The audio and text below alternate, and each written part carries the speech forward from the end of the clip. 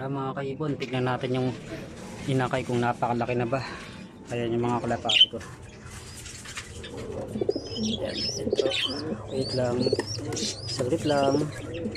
Ayan guys, oh, ang ganda. Black na black.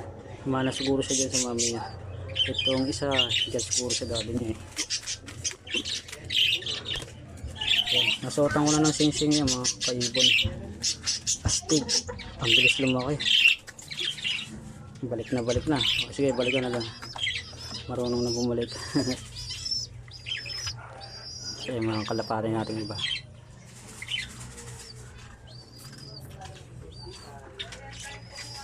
So, natin yung ibon sa taas.